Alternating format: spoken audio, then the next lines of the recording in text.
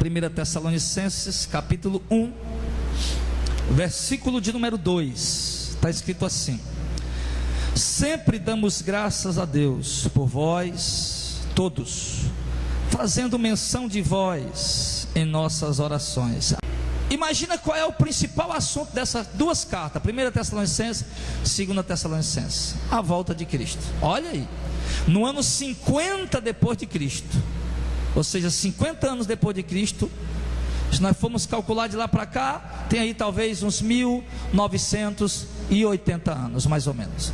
Paulo escreveu para aquela igreja, irmão, falando da iminência. Iminência quer dizer algo que está prestes a acontecer, falando da iminência do arrebatamento, da iminência da volta de Cristo. Ele fala disso na primeira carta, e na segunda carta ele dá detalhes, mas ele fala com mais detalhes. Inclusive ele fala até na primeira epístola ainda como vai ser o arrebatamento. Mas enfim, então lá está a igreja de Cristo nesse contexto, uma igreja sendo perseguida, uma igreja de pessoas que moram numa cidade onde a maioria da população tem poder aquisitivo, e os irmãos estão saindo. E você sabe mesmo que cidade que não teme a Deus, que tem poder aquisitivo, é um povo que vive ainda mais depravado, porque o povo não se deprava mais ainda porque não tem dinheiro para gastar.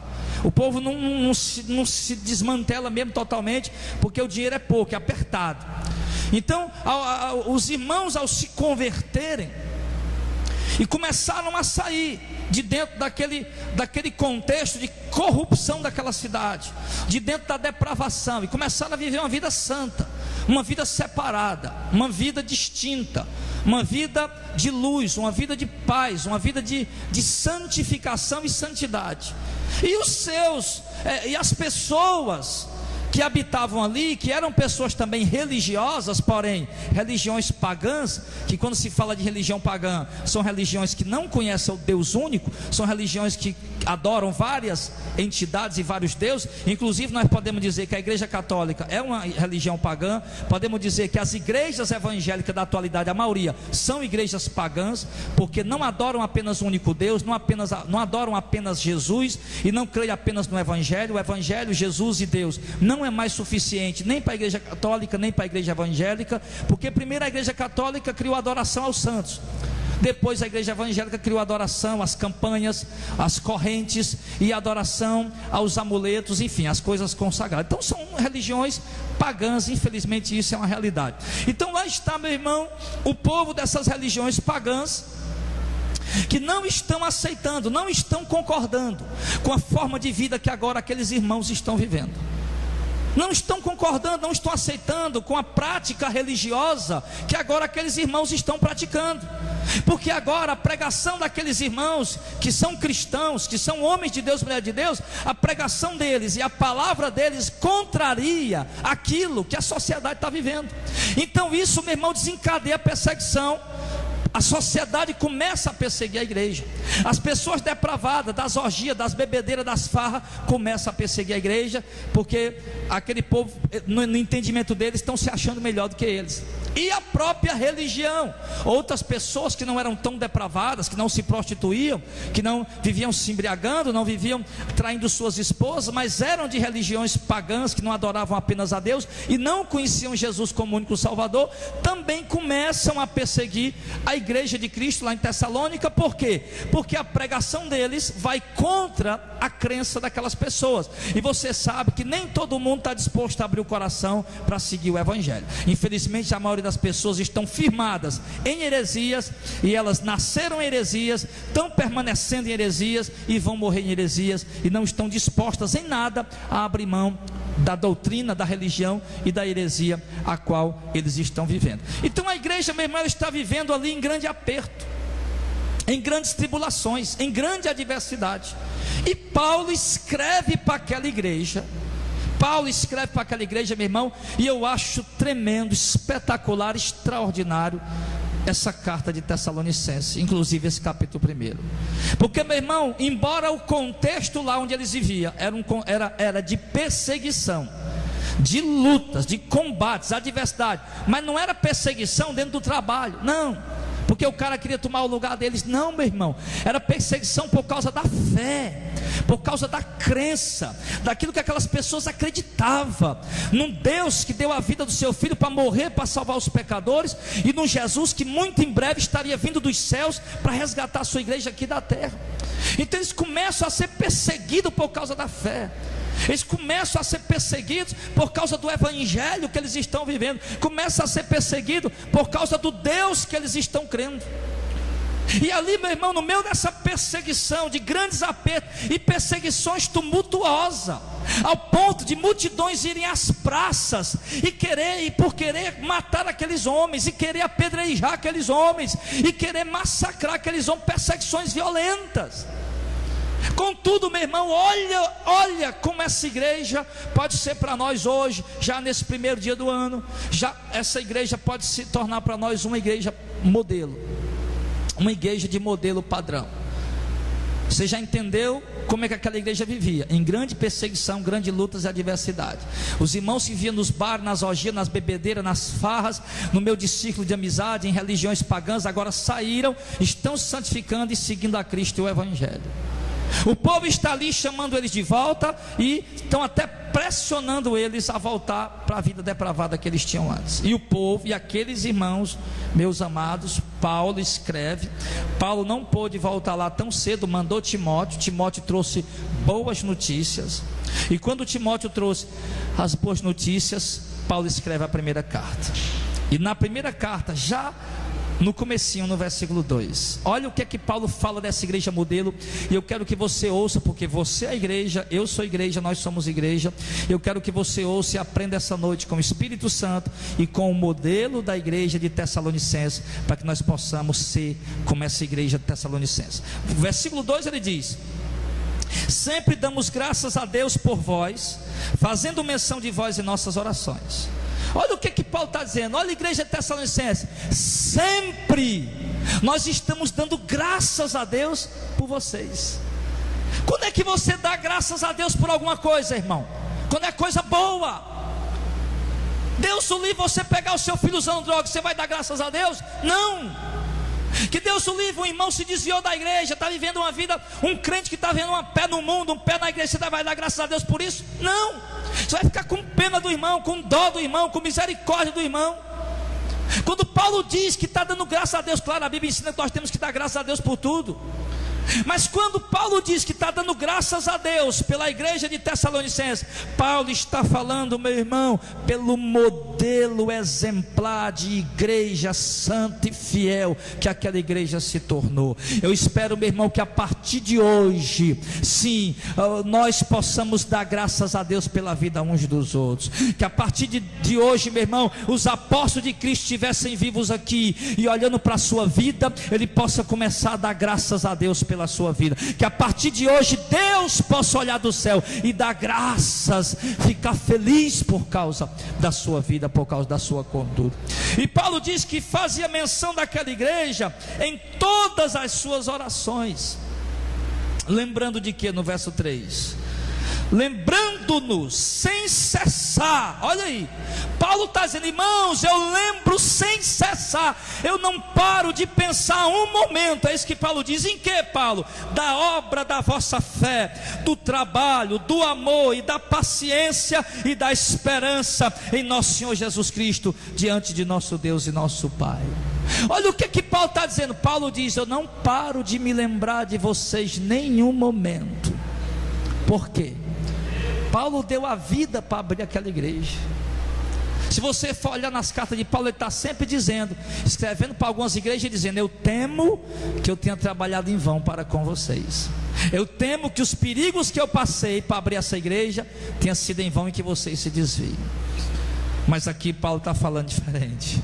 Paulo está dizendo, eu lembro sem cessar, eu lembro continuamente, incessantemente, da obra da fé de vocês. A igreja de Tessalonicenses era uma igreja que tinha fé e obras acompanhadas de fé. É assim que nós temos que ser, amém, meus amados? É desse jeito que você tem que ser. Esse negócio de ser crente, ter fé sem obra, meu irmão, isso não é cristianismo. Fé sem obra, na verdade, é uma fé morta. A Bíblia diz isso em Tiago, que a fé sem obra, ela está morta. A fé do homem, para que ela possa se manifestar e para que ela possa ser vida, ser viva, ela tem que ter obras, tem que ter ação, tem que ter atitudes, tem que ter manifestação. E qual era a obra da fé que Paulo estava vendo naquela igreja? A obra da fé que Paulo estava vendo naquela igreja, sabe o que era, meu irmão? Uma igreja perseguida sanguinariamente, mas uma igreja que não desistia de ser fiel a Cristo. É assim que nós temos que ser. Somos perseguidos pelo mundo, somos perseguidos pela sensualidade, somos perseguidos pelo pecado sexual, somos perseguidos pela lascívia, somos perseguidos pela desonestidade, pelo enriquecimento, somos perseguidos pelo desejo de ter, de possuir, da ganância do coração do homem. Nós somos perseguidos diariamente, meu irmão, pelas cobiças da carne. Nossa carne mesmo nos persegue, mas nós temos que permanecer fiéis a Deus. Era assim que aquela igreja vivia, perseguida, mas era fiel. E Paulo está admirado aqui. Olha, quando dá para Paulo se admirar, será que Paulo tinha fé? Você conhece um pouquinho da vida de Paulo? Eu acho que Paulo era o homem que mais tinha fé em toda a história do Novo Testamento. E Paulo está admirado com a fé da igreja de Tessalônica. Que nós possamos, irmãos, também nos admirar com a fé uns dos outros. Que nós possamos viver uma vida ao ponto das pessoas olhar para nós e se admirar da nossa fé. Você possa viver uma vida de obediência e submissão e temor a Deus, ao ponto das pessoas olhar e se admirar e ter a sua fé como um exemplo. Paulo diz: lembrando sem cessar da obra da vossa fé. Quer dizer, uma fé que tinha obra, do trabalho. Era uma igreja que trabalhava, embora uma igreja perseguida, mas trabalhava. E hoje como é que estão os crentes? Como é que estão os cristãos? Como é que estão as mulheres de Deus, os homens de Deus? Quanto trabalho você tem apresentado para o Senhor? Quanto trabalho você tem prestado a Deus? Muitos aqui não tem trabalho algum para Deus. Muitos aqui não tem trabalho algum para Deus. Paulo está dizendo que a igreja, meu irmão, aquela igreja, meus irmãos, mal podia sair na rua, já era perseguido. Mal podia sair na rua, já era um jurado de morte. Mal podia sair na rua, já era ameaçado. E Paulo está dizendo que era um povo que trabalhava, meu irmão. Um povo que está... Aqui nós temos liberdade. Quando foi a última vez que você pegou um pacotinho de folhinha, de folhetim e foi entregar numa praça? Quando foi a última vez que você pegou um pacotinho de folheto e foi lá, rapaz, sabe da coisa, vou pegar 1000 folhetos, vou lá para a Praça de Alencar, lá para a Praça do Ferreira, vou abrir a minha boca e vou falar que Jesus está voltando? Quando foi a última vez que você fez isso? Quando foi a última vez que você foi na casa de alguém pregar o evangelho para ela? Quando foi a última vez que você, meu irmão, trabalhou para Jesus em algum momento? Meu irmão, a igreja atual, a igreja contemporânea, a igreja pós-moderna, meu irmão, é uma igreja ocupada demais, mas com seus afazeres. É um povo que tem se ocupado tanto, meu irmão, que não tem tempo mais nem para orar, para ler Bíblia, para culto, quanto mais para trabalhar para Jesus. Olhe isso, meu irmão, e receba essa palavra em nome de Jesus. Quantos estão recebendo essa palavra? Diga amém. Receba em nome do Senhor. Nós viemos aqui para ouvir Deus falar. Viemos aqui para ouvir a mensagem de Deus para nós essa noite. Pastor, hoje é dia 1º de janeiro. Eu pensei que o Senhor ia pregar que nós vamos prosperar em 2016. Eu pensei que o Senhor ia pregar que nós vamos arrebentar esse ano. Pensei que o Senhor ia pregar que esse ano é o ano da dupla honra, o ano das conquistas. Que conversa é essa, meu irmão? Esse eu estou torcendo que seja o ano do arrebatamento, meu irmão. Eu estou torcendo para me entrar na minha casa, que já está construída no céu, cujas ruas são de ouro, são de pérola. Eu estou lá preocupado em nada, noutra coisa. Estou torcendo para isso. Eu estou doido para tirar do teu coração essa ganância doida que você está pelo mundo, meu irmão, e colocar esse teu coraçãozinho abençoado, meu irmão, desejoso pela volta de Cristo. Aí Paulo continua dizendo do trabalho e do amor. Paulo diz que a igreja tessalonicense era uma igreja que tinha Amor. Oh, pastor, eu amo tanto meus irmãos, eu amo tanto, pastor. Aí ama. O que é que você está fazendo por ele quando ele está passando necessidade? Qual é a expressão de amor que você tem dado para ele? Porque amor não fica só em blá blá blá, não. Blá blá blá. Amor é atitude, é obra, é manifestação. Amor é caridade. Palavra traduzida por amor lá em 1 Coríntios capítulo 13. E lê que Paulo fala de amor. Mas amor, meu irmão, não é apenas obra. Amor não é apenas obra sem sentimento. Não adianta só ter obra e não ter o sentimento de amor. Amor também não é só sentimento sem ter obra. O amor é um conjunto, é o sentimento de amor e a obra de amor. Então Paulo disse que era uma igreja que tinha amor. Era uma igreja onde os irmãos eram unidos. Era amor. O vínculo da perfeição na igreja é o amor. E a igreja tem que ser unida. Nunca vimos uma igreja tão desunida como a igreja do século 21. É um povo que não se cumprimenta nos cultos. É um povo que entra sem dar a paz do Senhor, que vai embora sem dar a paz do Senhor. É um povo que não procura. Outro dia eu estava conversando com um cristão, um irmão de outra igreja aí, e ele disse: rapaz, eu estou agora congregando numa igreja bem grande. Eu acho bom, chego lá, sento lá atrás, ninguém me vê, ninguém sabe da minha vida. Eu entro, ensaio. Eu digo: meu irmão, tudo bem, eu respeito sua opinião, claro, e não tem problema uma igreja ser grande, desde que ele esteja crescendo às custas realmente da pregação do evangelho verdadeiro. Mas esse negócio de entrar na igreja e ir embora sem ninguém lhe conhecer, e você está satisfeito com isso? A igreja é uma comunidade.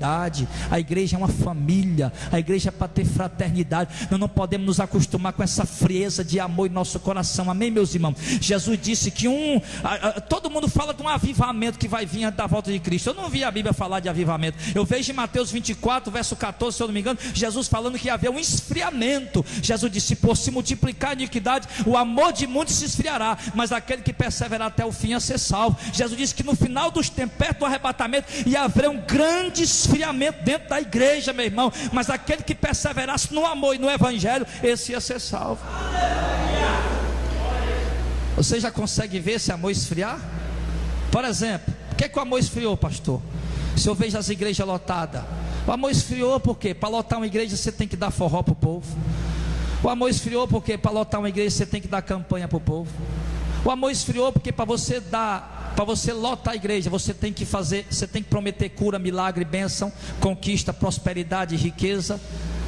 O amor esfriou porque o povo para ir para a igreja precisa disso. E se tivesse amor, não precisava de corrente, de campanha, de forró, não precisava de conquista, de riqueza, de grandeza. Bastava o evangelho, bastava Jesus. Aí isso sim, a igreja continuaria com amor. Mas não tem mais, não tem. Sabe como é que eram os cultos das igrejas no tempo dos apóstolos? Eles sentados. Inclusive Paulo tinha um sermão tão grande, meu irmão, que às vezes virava madrugada pregando. E tinha crente que dormia tanto nos cultos que caiu. Teve um irmão que caiu até da janela, dormiu num canto errado. Não, mas tinha outros dormindo também, é porque estava dormindo lá no chão, né? Escorado na parede, não caiu. Mas teve esse foi dormir logo lá na janela, caiu lá o Eutico, né? Inclusive foi uma pregação que eu preguei para os jovens lá na Tabatinga, outro dia na Assembleia de Deus, né? O jovem Eutico estava sentado na janela dormindo, né? Então o povo, infelizmente, meu irmão, para forrar os crentes pula, para campanha os crentes dançam, mas para a palavra de Deus os crentes dormem, que é uma beleza, meu irmão. Então, meu querido, mas enfim, era uma igreja que tinha amor. Querido, nós pedimos tantas coisas a Deus. Pedimos: qual é a tua necessidade? O homem tem necessidade de pão, Senhor, providencia o pão de cada dia. O homem tem necessidade do emprego, Senhor, me dá um emprego, eu preciso de um emprego para sustentar minha família. Senhor, o salário que eu estou ganhando não está dando para sustentar minha casa, me dá um emprego com um salário melhor. Senhor, eu preciso muito de um carro, minha família é grande, eu tenho que trabalhar, às vezes eu viajo, eu tenho que ir para o culto, quero levar a família. A gente pede tanta coisa, coisa necessária. E uma coisa tão necessária que você está esquecendo de pedir é o quê? Para Deus acender o amor no teu coração. Tenho certeza, meu irmão, que assim como você orou e Deus botou o pão na tua mesa, assim como você orou, Deus te deu a veste para vestir, o calçado para calçar, te deu os pulmão ainda bom para respirar esse ar maravilhoso que Deus está dando para nós. Embora os homens estão poluindo, mas Deus é tão bom que está filtrando para a gente poder respirar Ele por mais um tempo, meu irmão. E você pediu, Deus tem te dado, meu irmão. Então Deus também vai lhe dar amor no seu coração para você poder servir a igreja, servir a Ele com amor no coração. A gente é porque não sabe priorizar nossas orações. Então, querido, a palavra de Deus diz que aquela igreja era uma igreja que tinha amor, e era uma igreja também, tinha o que? Paciência e esperança. Olha, meu irmão, o que é que nós precisamos? Paciência e esperança. Nós vivemos, meu irmão, num mundo tão agitado, que a maioria dos cristãos hoje é um povo impaciente. Os cristãos hoje é um povo impaciente quando vai sair de casa, é um povo paciente quando vai chegando em casa, é um povo paciente quando está vestindo a roupa, quando está calçando o calçado, é um povo impaciente quando vai na loja comprar alguma coisa, quando alguma coisa dá um defeito, quando alguma coisa dá um problema, quando tem um prejuízo. É um povo impaciente, um povo que não tem paciência. E a palavra de Deus está dizendo que a igreja de Tessalonicenses era uma igreja que tinha paciência, uma igreja que tinha paciência. E olha, meu irmão, isso é uma grande virtude de Deus em nós, a paciência. Nós precisamos da paciência. Inclusive a paciência é um dos frutos também do Espírito Santo, junto também com o amor. E nós precisamos disso, aprender a ser mais pacientes. Nós vivemos, meu irmão, nessa época de tecnologia, há 20 anos atrás, 20 anos atrás, um parente seu viajava para São Paulo, você para falar com ele mandava uma carta, esperava um mês a resposta, e tudo era diferente, as pessoas iam cozinhar, tinha que esperar a comida, demorava no fogo a lenha, só para acender o fogo já era aquela demora. A geladeira eu ouvi falar que era a gás, eu achei que foi tremenda essa invenção a gás. Eu queria ver uma geladeira a gás. Eu não entendo como é que uma geladeira pode funcionar a gás. E a geladeira, imagina como não dava para esfriar um picolé, como não demorava a beber um copo d'água frio, meu irmão.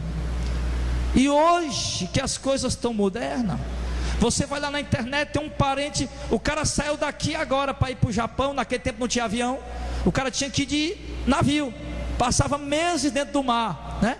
Vomitando todo dia, porque tem uns que quando balança as águas, o cara bota os bofos para fora.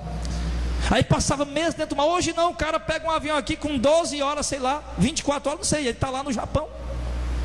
Aí o cara chega lá no Japão, liga lá numa rede social dessa e aperta o botão, já está te vendo aí. Aí, mano, estou aqui no Japão, ali, ó, tal. Então essa coisa, meu irmão, da tecnologia, das coisas rapidinho. Hoje a irmã foi fazer um chá para mim, esquentou a água no micro-ondas. O povo não tem mais paciência nem de ligar o fogo para esquentar a água, tem que ser no micro-ondas. Não, irmã, mas foi bom o chá, viu? Obrigado pelo chá. Estou só dando um exemplo aqui do chá que a irmã me deu hoje.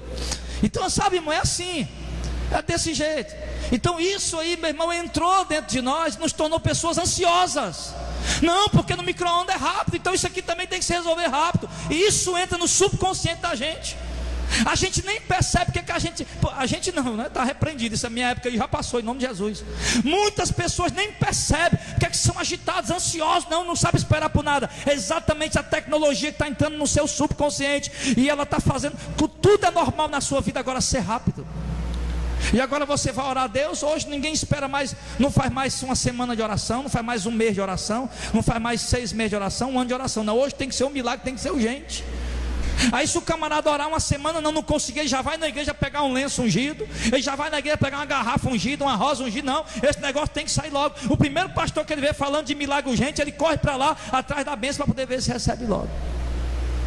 Antigamente o povo prosperava trabalhando, hoje estão querendo prosperar dando dinheiro nas igrejas. Não é assim. Antigamente o povo para poder possuir alguma coisa, não, tinha que ralar, tinha que trabalhar, tinha que suar. Hoje não, o pastor está dizendo, basta você botar dinheiro aqui, meu filho, da noite para o dia se amanhece rico. E o pior é que muitos estão começando a perceber que não passa de mentira, que o negócio é trabalhar mesmo, né? O negócio é trabalhar mesmo. Então, meu irmão, a paciência é muito importante para nós.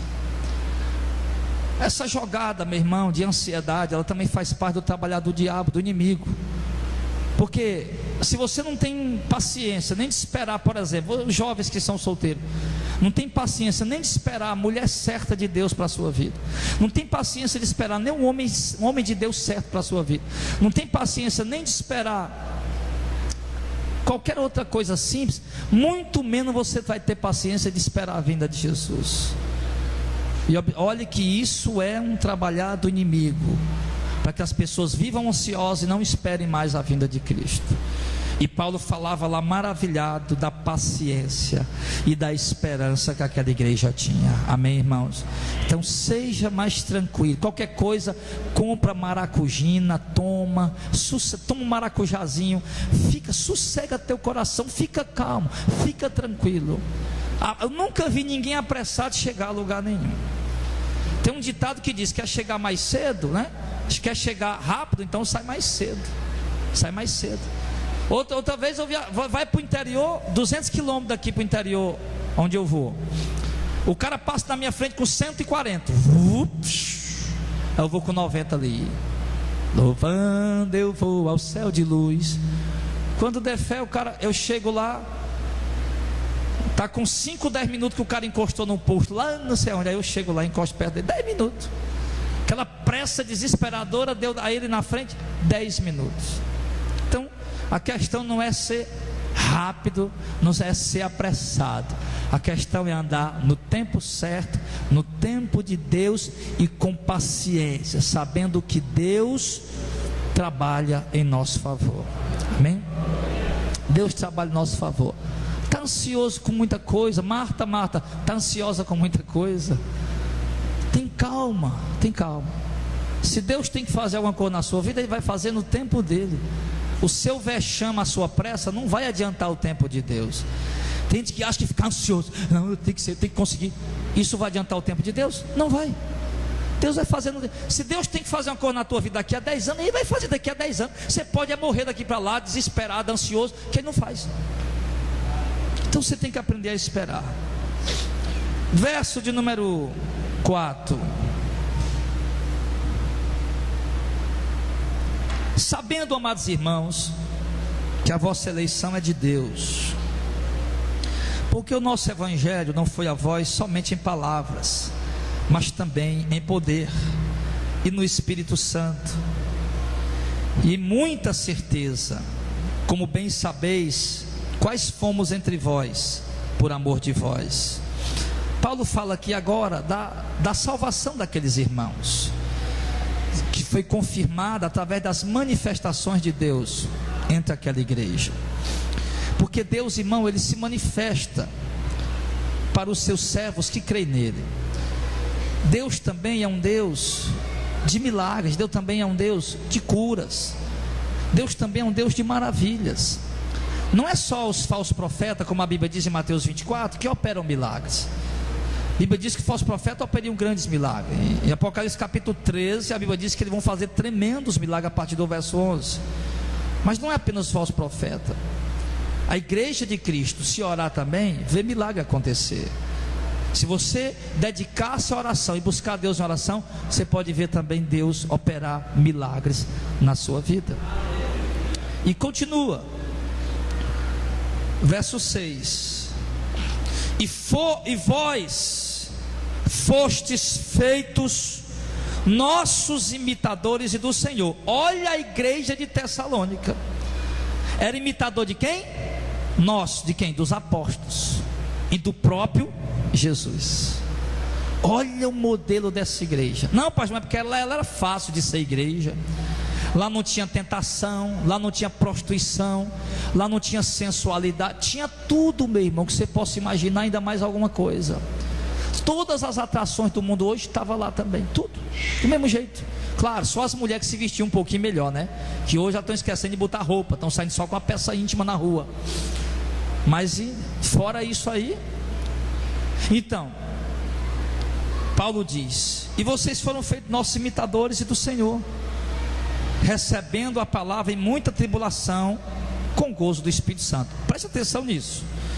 Primeiro, uma igreja modelo, uma igreja que é modelo, para ser modelo, para ser exemplo, um cristão para ser modelo, para ser exemplo, ele precisa imitar, ser imitadores dos apóstolos de Cristo e do próprio Cristo. Quem você tem imitado? Quem você tem imitado? Hoje eu vejo irmão querendo imitar os caras do mundo. Os irmãos querem imitar o Neymar, os irmãos querem imitar Luan Santana, os irmãos querem imitar o Filipão das antigas com as calças rasgadas, né? Os irmãos querem imitar a Barbiguel, os irmãos querem imitar a Shakira, Os irmãos querem imitar a artista da novela, a artista da malhação. Então está querendo imitar povo, jogador de futebol. Então a Bíblia está dizendo aqui, irmão, que aquela igreja se tornou imitador de quem, meu irmão? Imitadores dos apóstolos e do próprio Jesus Cristo. Isso significa o que, meu irmão? Que era um povo que se conduzia em santidade. Para imitar Cristo, meu irmão, tem que andar em santidade. Para imitar os apóstolos de Cristo, tem que andar em santidade. E não é só aquele negócio do coração, não. É no corpo, na alma e no espírito. Porque santidade, Paulo diz, santificação no corpo, na alma e no espírito. Ou seja, no exterior e no interior. Era um povo que imitava Jesus. Era um povo que imitava os apóstolos. Eu vou lhe ser sincero aqui, meu irmão, eu não consigo imaginar um apóstolo de Cristo perdendo tempo diante da televisão torcendo pelo Flamengo. Eu não consigo imaginar um apóstolo de Cristo no dia de jogo de campeonato, com a bandeira, com a camisa do campeonato, e ali vibrante, rapaz, hoje é o final do campeonato. Eu não consigo imaginar isso nos apóstolos, meu irmão. Eu não consigo imaginar um apóstolo de Cristo sentado diante da televisão e vendo o cara quebrar a cabeça do outro de tanto murro nessa luta ali, e ficar ali torcendo, vai, esmaga ele, quebra ele. Eu não consigo imaginar um apóstolo de Cristo fazendo isso. Não consigo. Eu não consigo. Isso é para homem e para mulher. Eu não consigo imaginar um apóstolo de Cristo, meu irmão, de sunga na praia. Eu não consigo imaginar um apóstolo de Cristo de biquíni, fio dental, pegando um bronze para ficar com o corpo bonito. Eu não consigo imaginar, meu irmão. Você está entendendo o que eu estou falando? Em nome de Jesus, amém? Eu não consigo imaginar Paulo, Pedro e João. Ô Paulo, Pedro e João, faz o seguinte aqui, vamos terminar o culto mais cedo para nós assistir a novela das 8. Isso não dá para entrar na minha cabeça. E não tem isso, pastor, é porque não tinha novela. E se tivesse, eles quebravam a televisão de tanta imoralidade, meu irmão. Ou nós nos tornamos imitadores de Cristo e dos apóstolos, meu irmão, ou então não haverá salvação para nós. Não haverá. Irmão, eu tenho berrado isso há 6 anos. Tenho gritado isso, clamado isso há 6 anos, no ouvido da igreja. E o que é que eu tenho visto? Essa pregação uma peneira. Esses dias eu passei com meu filho no carro e tinha um rapaz fazendo a construção. E o rapaz estava peneirando a areia. Ele olhou, pai, por que o cara tá, por que o homem lá está peneirando a areia? Cara, não, porque ele não usa essa linguagem, não. Por que o homem está peneirando a areia? Eu disse, não, filho, é porque ele vai passar só o que é fininho para usar e o que é grosso ele joga fora. Eu tenho percebido nesses 6 anos, meu irmão, de caminhada nesse ministério, que essa palavra aqui é uma peneira. É uma peneira. Eu tenho percebido o quê? Que nem todo cristão está com vontade de morar no céu. Tem um bocado de cristão querendo morar no inferno e já estão de mala pronta para ir para lá. Tem. A coisa que menos a igreja está fazendo hoje é imitar Cristo e os apóstolos. Eu vejo pastores e apóstolos da atualidade aí andando de Land Rover, com anel de ouro no dedo. O anel parece uma tampa de panela desse tamanho para poder mostrar, né? Usando as roupas mais caras, mais luxuosas. Sapato, não é camisa de R$1.000, é terno de R$3.000, é sapato de R$2.000. E olhe lá se for só isso. O cara não se contenta com a camisa de 40, 80, 100. Não, tem que ser de R$1.000, de R$2.000. Aí o que acontece? Está imitando os apóstolos? Não está. Está imitando Jesus? Não está. Eu tenho certeza, se Jesus tivesse um Land Rover, ele vendia, sim. E o máximo que ele podia fazer é comprar um carrinho popular para poder ficar mais fácil para ele andar. O resto ele daria para os pobres. Tenho certeza, se Paulo tivesse uma Land Rover, meu irmão, ele não tem nem dúvida, Paulo ia vender, ia repartir com os pobres. O máximo que ele faria é ficar com o carrinho popular para poder fazer as viagens missionárias dele. Então não estamos imitando os apóstolos. Nós somos uma igreja, a igreja de hoje, irmão, uma igreja mundana. É uma igreja carnal, que não tem diferença do mundo. Tudo que o mundo cobiça, a igreja cobiça. Tudo que o mundo tem ganância de possuir e ter, a igreja também tem. Então nós não estamos imitando a Cristo. Imitar a Cristo, meu irmão, é viver em contentamento. O contentamento. Os ricos que estão chegando na igreja hoje não estão imitando a Cristo. Por quê? Porque não estão vendendo o que tem e repartindo com os pobres. Os pobres que estão na igreja hoje não estão imitando a Cristo. Por quê? Porque eles não são ricos, mas estão com vontade de ficar. Irmão, cadê o povo que imita a Cristo? Estamos vendo o povo. A Bíblia diz que a igreja modelo, a igreja tessalonicense era uma igreja modelo, meu irmão. Era uma igreja que se tornou imitadora dos apóstolos e de Jesus Cristo. Amém? Então a partir de hoje coloque isso no seu coração. Amém, meu irmão? Amém, meu irmão? Seja um imitador dos apóstolos, um imitador de Cristo em nome de Jesus. Veja como eles viveram e vamos procurar viver na simplicidade como eles viveram, na humildade como eles viveram. Ele diz: tornaram nossos imitadores e de Cristo, recebendo a palavra em muita tribulação e em gozo do Espírito Santo. Quer dizer, eles receberam a pregação em meio de muita confusão, de muita perseguição, de muita tribulação, mas receberam com gozo no Espírito Santo. É essa paz que Jesus prometeu para a gente lá em João. Ele disse: a minha paz vos dou, não vos la dou como o mundo dá. Então o que Jesus estava dando essa paz? O povo no meio da tribulação, recebendo a palavra, o mundo caindo aos pés dele, e ele sentindo o gozo do Espírito Santo na vida dele. Isso é bom demais, irmão. Quando a gente tem esse gozo do Espírito Santo, está tudo desmoronando, as coisas não estão dando certo, as provações são as piores possíveis, e o gozo do Espírito Santo está inundando a nossa alma, meu irmão. É assim que nós temos que viver. Receber a palavra. Não conheço tua tribulação. Tem mulher que tem tribulação dentro de casa com o marido, tem marido que tem tribulação dentro de casa com a mulher, tem pais que tem tribulação com os filhos, tem filhos que tem tribulação com os pais. Não sei, a tua tribulação deve ser lá no teu trabalho, deve ser no teu emprego, deve ser na tua saúde. Eu não sei onde é que está a tua tribulação, mas no meio dessas tribulações, busque ter o gozo do Espírito Santo e não saia da presença de Deus. E ele diz no verso número 7 que, não, vamos ler o 6 e o 7 para pegar o contexto. E vós fostes feitos nossos imitadores do Senhor, recebendo a palavra em muita tribulação, com gozo do Espírito Santo, de maneira que fostes exemplo para todos os fiéis na Macedônia e na Ásia. Olha aí, está vendo? Aquela igreja se tornou o quê? Modelo de vida, modelo para os, não era para os evangélicos não, viu? Eles não se tornaram modelo para os evangélicos não, eles se tornaram modelo para os fiéis. Paulo fez questão de dizer isso aqui, ó. Olha, a igreja da Macedônia é modelo para crente fiel. Modelo para crente desmantelado, todo mundo pode ser. Modelo para crente fiel, meu irmão, aí eu vou dizer, aí tem que ser realmente um modelo exemplar, porque o crente já é fiel e está se exemplando em você, então realmente você está de parabéns. Louvado seja Deus pela sua vida. Agora eu entendo que é que Paulo disse que dava graças a Deus por aquela igreja. Era uma igreja que se tornou modelo para os crentes que já eram fiéis. Deixa eu te perguntar uma coisa, irmão. Escute o que eu vou lhe perguntar. Ao profeta Ezequiel: ei, rapaz, você me deu um cano ontem, né? Eu lhe esperei lá, viu? Você ligou dizendo que ia e voltou do caminho. Então, amados, nós estamos aqui no verso 7. Então, tornar-se modelo para quem é fiel. Deixa eu te perguntar uma coisa séria. Para ouvir o que eu vou lhe perguntar. Não tem melhor ninguém para conhecer sua vida do que você mesmo. Me diga quer dizer, diga para Deus aí no seu coração uma coisa esta noite. Alguma pessoa poderia se espelhar em você para ser um crente fiel? Alguma mulher, irmãs,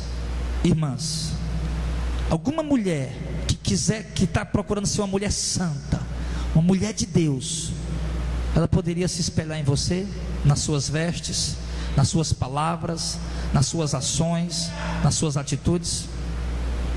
Isso é uma pergunta que eu faço, irmão, porque é importante você pensar isso. E olha que você que está no Espírito, você está entendendo que essa pregação é uma pregação de amor para lhe consertar com Deus.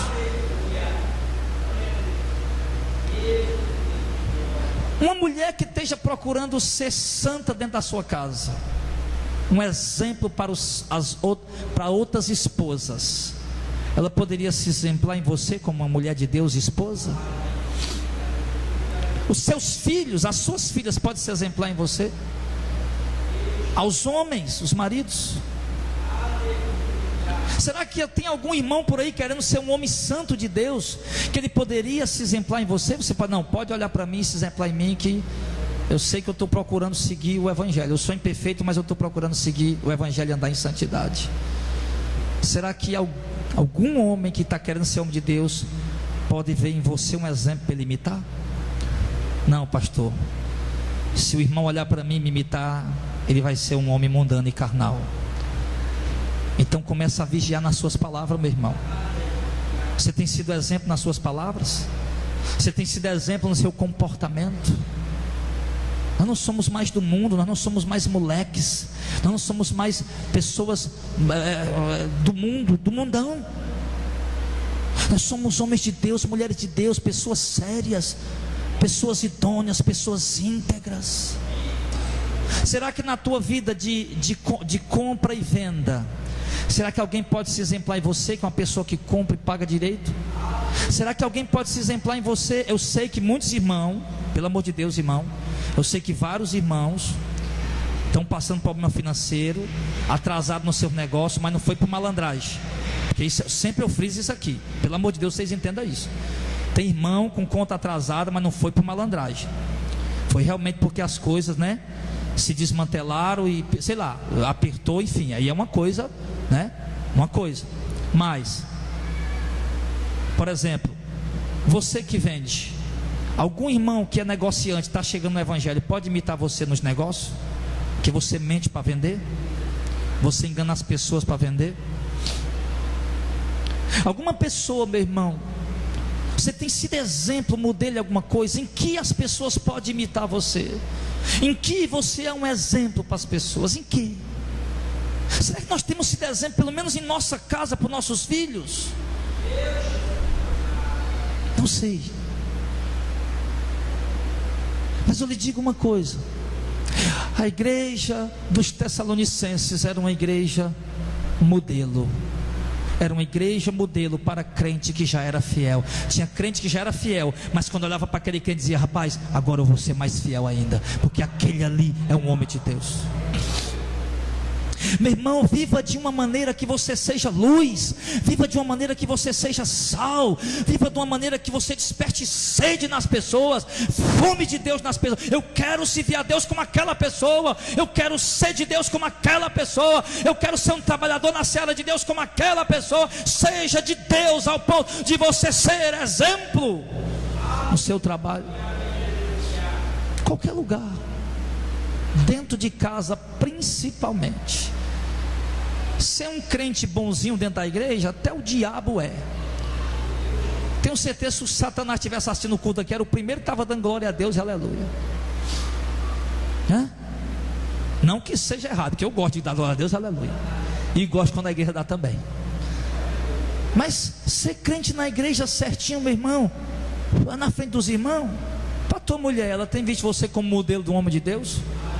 O teu marido tem visto você como modelo de uma mulher santa, uma mulher de Deus? É isso, meu irmão. A igreja tessalonicense, a igreja modelo, era uma igreja que era exemplo para crente fiel. Exemplo para crente fiel.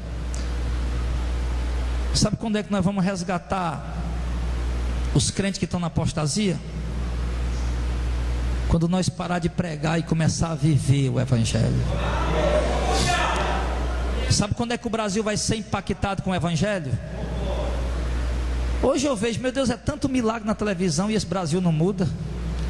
Tanta cura, tanto milagre, é tanta testemunho de prosperidade, conquista, riqueza, o cego chegou, o paralítico andou. Oh meu Deus, que coisa boa, que bom mesmo. Mas e o povo não muda, o Brasil não muda. Você sabe quando é que tem se multiplicado a violência, tem aumentado. O Brasil nunca foi tão ladrão, tão corrupto como é agora. O Brasil nunca foi tão violento como está sendo agora. Sabe quando é que o Brasil vai se impactar com a igreja, meu irmão? Quando a igreja viver o Evangelho. Quando o Brasil olhar para um crente que realmente vive o Evangelho, é santo, é homem de Deus, é mulher de Deus, o Brasil vai ser impactado com isso. Enquanto for só, vem para cá receber tua bênção, vem para cá receber tua bênção, isso não vai impactar ninguém, isso não vai resgatar ninguém, não vai mudar ninguém. O que vai mudar é você ser um modelo, você ser um exemplo. Sabe o que foi que o irmão falou outro dia? O irmão deixou a mulher, e aí a irmã que conhece ele, vou falar com ele. Rapaz, você está doido, você deixou sua mulher? Eu vou desligar aqui para falar. Modelo, exemplo, amém? Por que essa igreja não coloca no altar obreiros no segundo casamento? Nós respeitamos irmão. Tem vários irmãos amados e queridos aqui no segundo casamento, queridos, amados, andam conosco, amam a gente, nós amamos ele, igual todo mundo aqui. O que a gente não coloca? Exemplo, modelo. No dia que o irmãozinho brigar com a mulher dele, como isso acontece infelizmente, frequentemente, como o pastor sei disso, vou deixar a mulher, o obreiro lá já tem outra mulher, por que eu não posso deixar a minha? O pastor já está no segundo casamento, por que eu não posso arrumar outro também? Nós queremos exemplo, modelo. Isso aqui é uma vitrine de exposição. Quem está aqui é importante que seja exemplo, modelo, para que a igreja possa imitar. Pastor, nós não imitamos homem. Você que pensa, você quem pensa, todos nós temos a tendência para imitar alguém, mas se for imitar alguém, vamos imitar pelo menos alguém que está vivendo a verdade e está andando e está a palavra de Deus. Então vamos viver de uma forma que nós possamos nos tornar exemplos.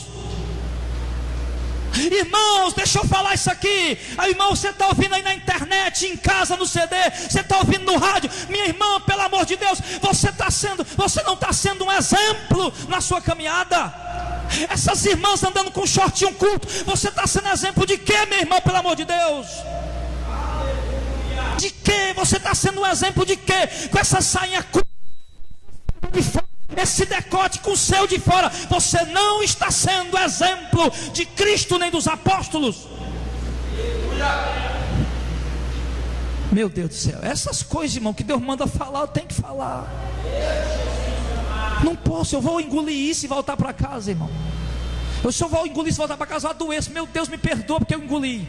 Outro dia eu fui pregar num lugar, eu disse, não, isso aqui eu não vou falar não.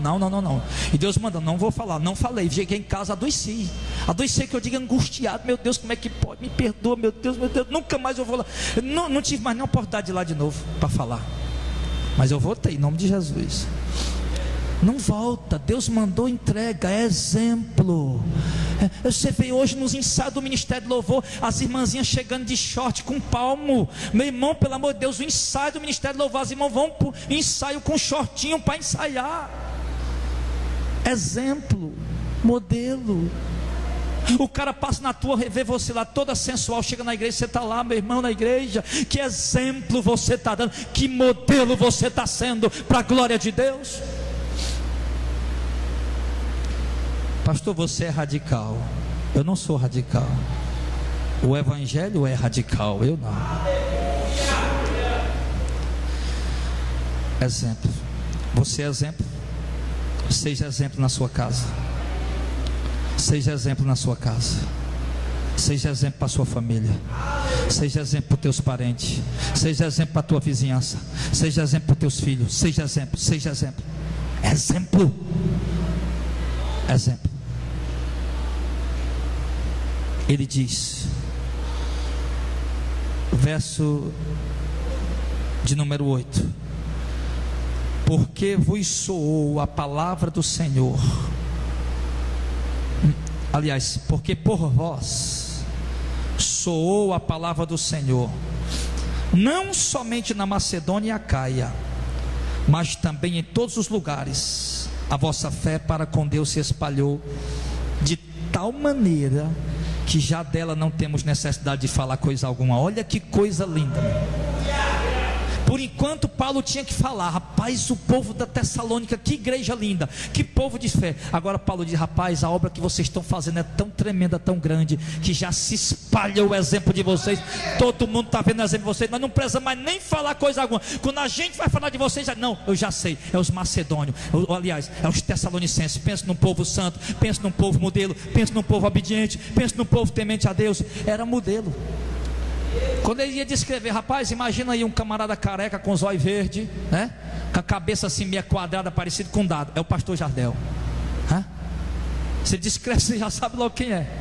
Então quando ele diz, rapaz, imagina aí uma igreja santa, um povo santo, obediente, temente a Deus, um povo que ora, que santifica, que é exemplo. Eu já sei, a igreja dos Tessalonicenses. Aí a partir de agora esse nome Tessalonicenses vai sair. Quando falar, pensa numa mulher santa, pensa no homem santo, pensa no homem de Deus, uma mulher de Deus, já sei, é a Mariazinha, é o Joãozinho, é você, meu irmão, é o teu nome que vai estar aí agora, nome de Jesus.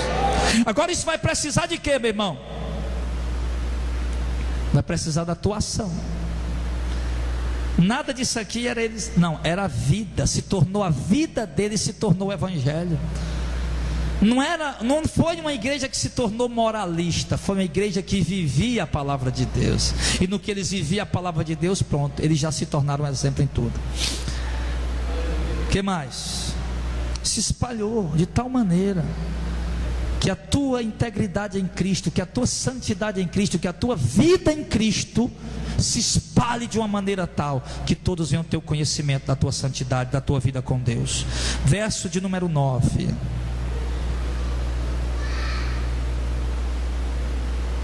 Porque eles mesmos anunciam de nós qual a entrada que tivemos para convosco, e como dos ídolos vos convertestes a Deus, para servir ao Deus vivo e verdadeiro, e esperar do céu. Olha o que aquela igreja estava fazendo. Primeiro, ela se converteu dos ídolos para servir ao Deus vivo e verdadeiro. Amém?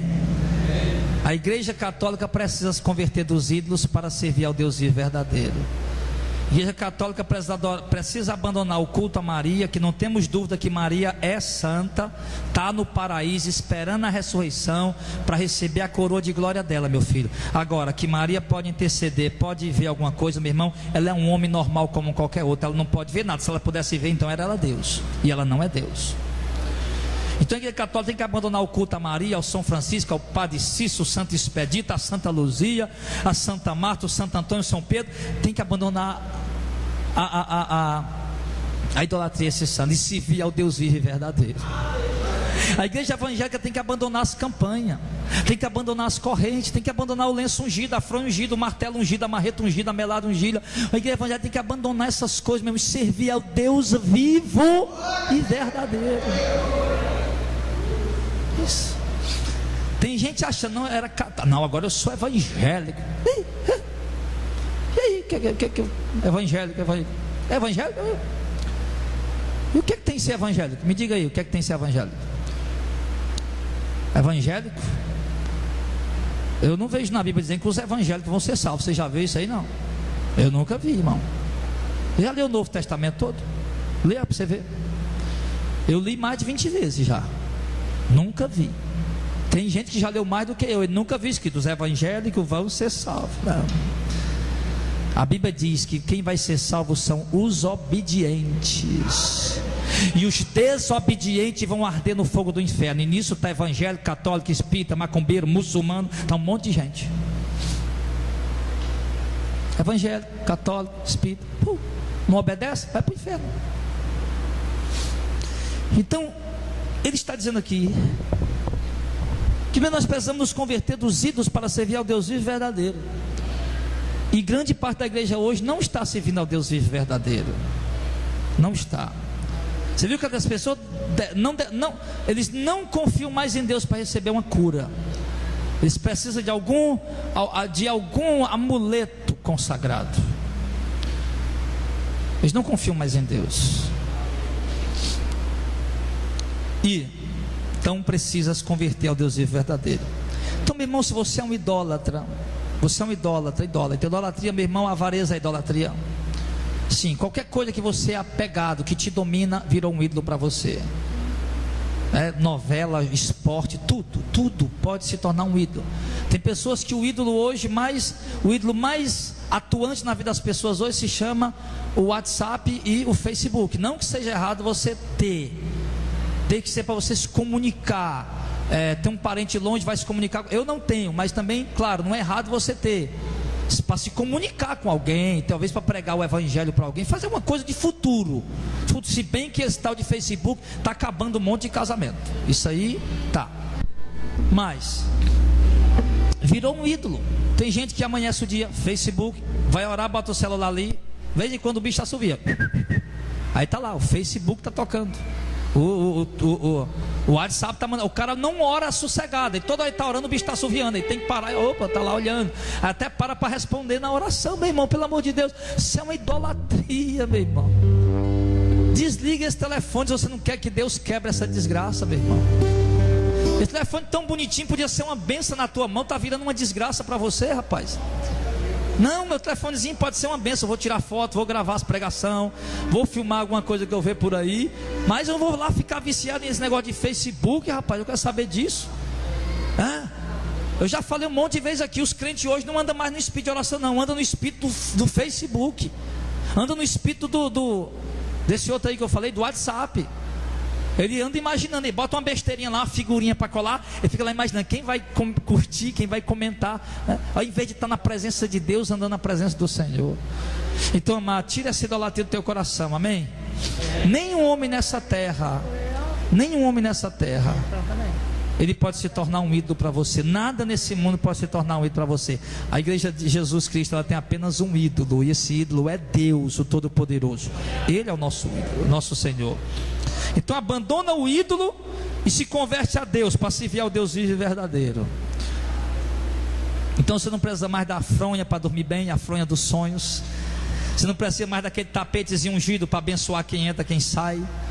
Você não precisa mais do escapulário, é aquele que bota um negócio na frente e outro atrás, para poder guardar a frente e a sua trás. Não, você precisa só de Jesus na sua vida, né? Você não precisa andar com a pulseira da campanha para andar protegido, o salmo da Santíssima Proteção no bolso, o protetor do lar pendurado atrás da porta. Você não precisa disso, você precisa de Jesus. Confie Ele, Espírito e verdade. Ele é onipresente, Ele está lá no teu trabalho, está na tua casa, está com teu filho, está com teu marido, está com a tua vida em todo lugar. Confia nele em nome de Jesus e serve a Ele.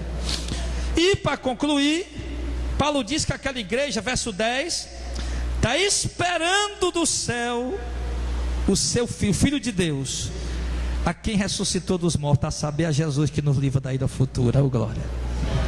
Uma igreja modelo, ela espera a volta de Cristo. Era exatamente por estar esperando a volta de Cristo que a igreja vivia daquele jeito. Era exatamente por estar esperando a volta de Cristo que a igreja tessalonicense tinha todas essas boas qualidades. Porque crente que espera a vinda de Cristo, ele anda na presença de Deus, ele anda no temor do Senhor, ele vive para a glória de Deus, ele vive para Deus. Amém? Então, amados, essa carta foi escrita, como eu disse, no ano 50 depois de Cristo. O principal objetivo dessa mensagem, dessa carta, é Paulo agradecendo a Deus pelaquela igreja, mostrar o exemplo da igreja e preparar aquela igreja para a volta de Cristo e dizer a eles que realmente continue progredindo, esperar a vinda do Senhor. A segunda carta Tessalonicenses é um pouco diferente, embora o tema principal continue sendo a volta de Cristo e o arrebatamento. Mas é um pouco diferente, por quê? Porque algumas pessoas que estavam se convertendo a Cristo estavam lá dizendo, não, perturbando os irmãos com a pregação sobre a volta de Cristo. Eles estavam, segundo os eruditos, eles diziam que esses pregadores novos que tinham entrado na igreja, eles estavam criando doutrinas novas e usando em nome de Paulo, e usando em nome dos apóstolos aquela doutrina que eles estavam criando. Estavam criando doutrina sobre a volta de Cristo, certo? E estavam perturbando a igreja. E a igreja estava alvoroçada, perturbada. E Paulo escreve 2 Tessalonicenses exatamente para dizer aos irmãos que eles não tinham que se preocupar, porque a vinda de Cristo será marcada por sinais. E esses sinais nós vamos estar estudando no decorrer desse ano. Amém?